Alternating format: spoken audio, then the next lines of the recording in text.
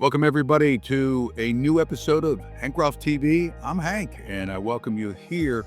Today's episode is going to be pretty powerful, and it's toxic poison number 7, fearing to fail and forgetting about innovation, right here on Hank Groff TV.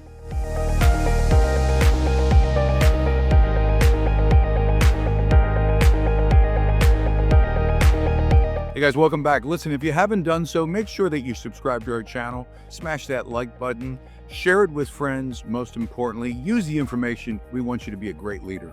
Okay, let's get started.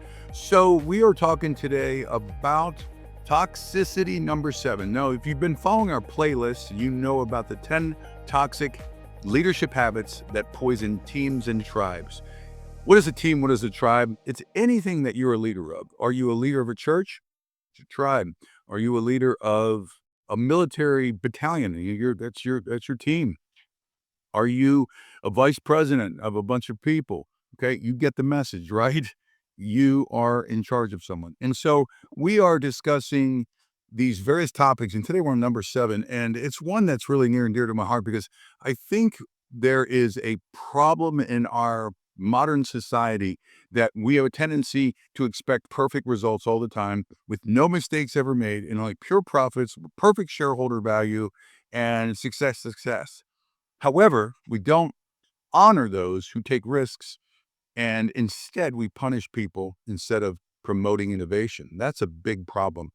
Why does this happen? I was listening to Steve Jobs today, and he was talking about, we're not going to show him, but we're going to talk about him for a minute. And he said that when he ran Apple, he ran it as the biggest startup in the world. He always ran his company where he took away all these layers, all these levels of fear, intimidation, pride, arrogance. He brought it down to an equal level that everyone, while in charge of a particular section or department, they worked as a unified team. That's a problem in our society that we no longer have that. He did the right thing. Most companies don't. They're so structured and layered, especially in the government, that it is a massive problem. And it's causing our society, especially with the advent of AI, that with the desperation to find jobs, we're not treating people with kindness and respect. And that's going to be a problem in the future. So I hope that this message gets out to everyone who is a leader. Are you a leader of 1? Are you a leader of 10,000? Listen to this message. It's very important. So we're going to have some messages that I'm going to share here in just a couple of minutes. But I want to go ahead and remind people that one of the greatest innovators in our modern time is Elon Musk. Whether you like him or hate him, what has he built? My God, let's go down the list, okay? It started with, I believe it was PayPal, right? Then he sold that piece. Then he went, and by the way, he shared a message that I listened to in a group the other day that talked about when he came to, I believe it was Canada, United States, he came with $2,500 in his pocket. He's from South Africa. And this man has developed what is it? Tesla? What is the space one? I don't even remember, but it's a satellite system that allows you to get internet speed, which is helping developing countries around the world. Say what you want. He might have 13 kids from various wives, but he has helped humanity. His SpaceX rocket program, did I mention Tesla? I believe I did. And now XAI started as a social media platform, and now it's become an artificial intelligence platform. You may have heard Grok. Well, that is part of XAI. So it's incredible. Listen to what he says. Think about a man who has had to fail over and over and over and over again. And while he has been the leader, he's been willing to take risks. But he also mentions about how he treats his people. Let me play this for you. Tell me, when we come back, we'll talk about it. If you punish people too much for failure, then they will respond accordingly, and the innovation you will get will be very incrementalist. Nobody's going to try anything bold for fear of getting fired or being, punished in some way. So there must be the risk reward must be balanced, and favor taking bold moves. Otherwise, it will not happen. That's the truth. That is the problem. Why are we punishing the people? Why? Because it doesn't make us look good? Here's the core root of the problem, and it always goes back to everything we say here on Hank Groff TV. It's look at yourself in the mirror, and as a leader, are you more worried about how you look? Are you more worried about how the leadership above you thinks of you? As the leader, it's not your job to be the star. It's your job to make stars.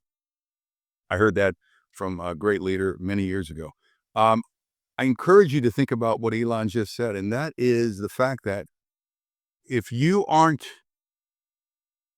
motivating your people, your team to explore innovation, new ways, new ideas, without a fear of failure, then you're going to do incredible things. How many rockets did he shoot off that exploded? He said he was down to his last few dollars when that last rocket finally worked, which of course the government had guidelines. And once that completed, he had the subsidized money of the government to go to the next round and the next round. But he continued to fail.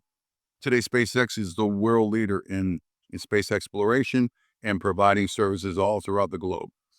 That's one right there. We have to stop punishing our people for taking risks. Let me play this next clip. It's from Nick Nanton's show, and he's talking here to Steve Anderson. He shows a clip. Steve, really breaks down how our shift has to get away from this punishing. If you're going to become a great leader, you got to go in a new direction.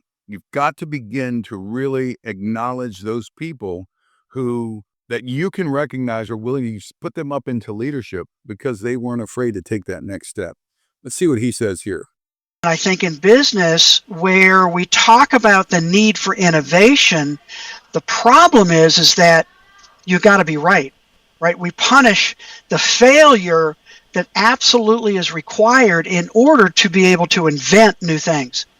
And Bezos talks about this a lot, and he talks about experimentation, that experimentation by its very nature means you don't know if you're going to be successful. If you do, it's not an experiment, right? And that, again, that's kind of that paradox of failure in terms of we don't ever want to fail. But I'm absolutely convinced that people don't fear failure as much as they fear the consequences of failure. That's it. People don't fear failure. Your employees, if given the chance, are willing to take a risk. If you make it a point in your organization that we encourage you to explore new ways to better the world around us. I once heard, and I don't recall the anecdote of what exactly happened, but it was a situation where I believe maybe in the 1800s, where a particular situation, I believe, was with a wagon or a boat, and it was none of the normal intellects, the scientists or the engineers that came up with a solution. It was a young boy, and the answer was so simple that nobody could see it because their pride didn't allow them. You have to look that up. And if you do remember that story, put it in the comments. I'd love to know what that was if you recall that story. But it's like that. We have to come to our companies and our jobs and our roles as a servant leader. That's who we need to be. I think that if we are going to succeed in this world of AI with the movement and the push, I recognize a couple things. One, that the assistant roles, those jobs where someone has done the make work, I want to say the cookie cuttering, the assembly line type work, will easily be replaced by AI. But what it will open up is the creativity, where humans can gather together and truly open up the creativity. But no one's going to join your group if all you do is constantly attack them for failing. We have to change our stinking thinking, like we like to say around here. I like what my next video shares about. Of course, you guys have heard about this man right here, Simon. Simon Sinek is one of the best when it comes to leadership and in treating people and thinking in a new direction. I like what he says. Reward the risk takers. Here you'll see where he talks about that, and I'm so believing that we need to go ahead and think of things in a different way. No, always not a negative getting in trouble, but a positive. Now, I am not against rewarding people for hitting objectives and goals and hitting targets. But why do we always only acknowledge someone for hitting a number and yet forget about all of the work they put into it? Listen to his story. So young in my career, I worked at an ad agency, and I was the junior dog's buddy to the junior dog's buddy. And it was traditional for a big new business pitch that the senior folks would run the pitch. Well, it happened to be around Christmas time, and all the senior folks went on vacation. And so me and one other junior person who were left behind because we didn't go on vacation were told to prepare the war room, which basically means take a conference room and fill it up with all the research. Well, that took a few hours, right? But we still had a week. And so she and I decided to write the whole pitch. We went through all the research and we came up with a strategy and we wrote the pitch. All the senior leaders came back, we presented our work, and they actually used our strategy in this new business pitch. And we lost the pitch, we didn't win. And I got a huge promotion. My boss actually moved me up 2 levels inside the company because he wasn't rewarding my performance, he was awarding and rewarding my initiative. That's the king. He rewarded the initiative, the innovation, the thought process, the creativity. You know, here at Hank Groff TV, we are built our business foundational principles on scriptural value and the insights and the gold nuggets that are found in Scripture. And I love that, you know, to be open-minded and be creative. It's the creative mind that Almighty God gives us. We all could be so, we can move mountains with our creativity, with our thoughts, with our words and our actions. And that's all that's going to change with AI coming. It's going to change it. We should not be fearful of it. We should embrace it, but we should use it as simply a tool to be able to drive the momentum of the human race and our creativity as God, you know, men and women, as children of God on this earth.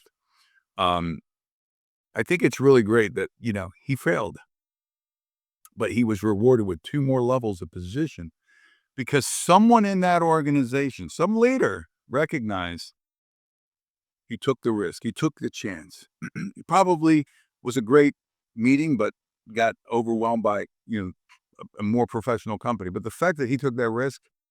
So my question to you is, are you giving individuals that same opportunity in your organization? Are you putting them in the corner and putting the dunce cap on them and telling them to sit there and shut their mouths? Because that's, not only does that not give them the momentum and the initiative to do anything, but it makes you look like a bad leader. I'll finish this story with a book that I love called Jim Collins' Good to Great. I'm just reading off here. That's one of my favorite books, one of the books that showed over a period of, I believe, 20 years of analysis, some of the greatest companies that ever grew in the world.